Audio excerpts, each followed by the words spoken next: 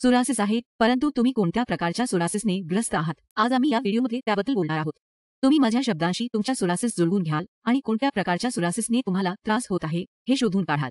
आणि आपण ज्या प्रकारच्या सोरायसिसने ग्रस्त आहात त्याचे नाव काय आहे?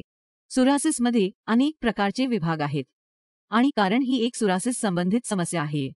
मुख्यतः आपण ज्या लक्षणांनी ग्रस्त आहात ते त्वचा किंवा सर्वात गंभीर प्रकरणामध्ये हाडे आहेत. तर सोरायसिसचा पहिला प्रकार म्हणजे प्लेग सोरायसिस, जो रुग्णांच्या 70 ते 80% सापडतो. त्यामुळे प्लेग सोरायसिस हे तुमच्या संपूर्ण शरीरावर असू शकते आणि भेग, रक्तस्त्राव, कट होतील आणि जाड त्वचा निघेल. सापाच्या कातडीप्रमाणे तुम्हाला तसेच वाटेल आणि शरीराचा असा कोणताही भाग नसेल जिथे प्लेग सोरायसिस नसेल आणि आपल्याला आपले संपूर्ण शरीर क्रॅकी स्किन फिशरसारखे दिसू लागेल. याला प्लेग सोरायसिस म्हणतात. आता जर मी मुरुमासारख्या छोट्या डॉट प्रकारच्या रचनांबद्दल बोललो तर, आणि ते आपल्या संपूर्ण शरीरावर पसरलेले असतात आणि सातत्याने नसतात, त्यास जळालेले सोरायसिस म्हणतात. जेव्हा या डॉट प्रकारच्या रचनांमधून पस बाहेर येऊ लागतो आणि त्यातून पूस बाहेर येऊ लागतो आणि ते पिकू लागते आणि पापडीच्या थेंबासहित तो पुस्टुलर सोरायसिस बनतो. म्हणून आम्ही 3 प्रकारच्या सोरायसिसचा समावेश केला आहे, जे आपण एकापासून दुसऱ्यात बदलताच ओळखू शकतो, जे तुमच्यासोबत घडत आहे. आणि सर्व सोरायसिसमध्ये पापडीचा थेंब अनिवार्य आहे. त्यानंतरच ते कळेल की रुग्णाला हे सोरायसिस आहे की नाही. जेणेकरून पापडी चांदीच्या रंगाची, पांढऱ्या रंगाची किंवा राखाडी रंगाची असू शकते आणि तुम्हाला तुमच्या त्वचेतून त्वचा बाहेर येताना दिसेल. आता तुम्ही विचार करत असाल की का त्वचा तयार होते, तर मी तुम्हाला हे समजावून सांगतो.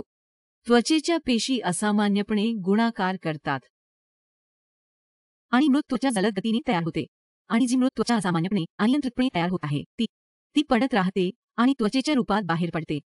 आता तुम्हाला सोरायसिस पाहायला मिळतो. टाळूचे सोरायसिस, जे खूप सामान्य आहे. रुग्णामध्ये सोरायसिसची सुरुवात मुख्यतः केसांच्या मुळांपासून होते. तुम्हाला केसांच्या मुळाशी, कानामागे, मानेवर लाल रंगाचे पॅचेस दिसू शकतात, ज्यातून पांढऱ्या रंगाचा थर पडेल, ज्याला आपण फ्लेक्स म्हणतो. आणि तुम्हाला ही सोरायसिस हाज आणि जळजळ येऊ शकते. हळूहळू स्कॅल्प सोरायसिस आपल्या शरीरावर पसरू लागतो आणि आपल्याला आपल्या संपूर्ण शरीरावर सोरायसिस अधिक पसरत जातो. पुढे तुम्हाला नेल सोरायसिस पाहायला मिळेल. त्यामुळे नखामध्ये तुम्हाला नखे सोरायसिस मिळेल. तुमची नखे पडत राहतील, बिनदुखापत, बिनकापणी. किंवा जेव्हा आपण नेल बेड दाबता तेव्हा आपल्याला पिटिंग जाणवेल. हे नखांमधील सोरायसिसचे लक्षण आहे. आणि तुमची क्युटिकल कमकुवत होऊ लागेल आणि इथे वेदना होऊ शकतात आणि आपण स्वतंत्रपणे स्किन शेड होताना पाहू शकता. तर जेव्हा ते नखामध्ये असते त्याला नख सोरायसिस म्हणतात. आता त्वचेच्या मध्यभागी आपण एक प्रकारच्या सोरायसिस पाहायला मिळतो, जे फक्त आपल्या त्वचेच्या सुरकुत्यावर आढळते, जिथे तुमची त्वचा फोल्ड होत असते. जसे मी तुम्हाला इथे एक उदाहरण देत आहे. आणि हे तुमचे क्षेत्र आहे, किंवा स्तनाच्या खाली, किंवा जिथे तुमची त्वचा मडकत आहे, तेथे आपल्याला उलट सोरायसिस दिसू शकतो. यातही लाल पॅचेस तयार होतील, पपडी बाहेर येतील, खाज आणि कोरडेपणा आढळू शकते. आणि शेवटी सर्वात गंभीर आणि सर्वात धोकादायक सोरायसिस, ते म्हणजे एरिथ्रोडर्मिक सोरायसिस. जेव्हा तुमच्या सोरायसिस जळाल्यासारखा दिसू लागतो आणि तुम्हाला वाटतं की हा सोरायसिसचा रुग्ण नाही, हा जळालेला रुग्ण आहे. आणि त्वचा इतकी कडक झाली आहे की ती पुन्हा सामान्य अवस्थेत आणणे खूप कठीण आहे. खूप वेदना होतात, ताप येतो, आणीबाणीची परिस्थिती विकसित होत आहे, तुमची हाडे दुखत आहेत, हृदयाच्या गुंतागुंत येत आहेत, तर तो सोरायसिस एरिथ्रोडर्मिक सोरायसिस बनतो. तर हा सोरायसिसच्या प्रकाराचे विभाजन आहेत आणि रुग्णाला स्वतःला कोणत्या प्रकारच्या सोरायसिसने ग्रस्त आहे हेही कळत नाही. सोरायसिसचा पुढील प्रकार म्हणजे पामोप्लांटर सोरायसिस. तळहातावर पामोप्लांटर सोरायसिस आढळेल किंवा पायाच्या तळव्याखाली, ज्याला आपण प्लांटर सरफेस म्हणतो.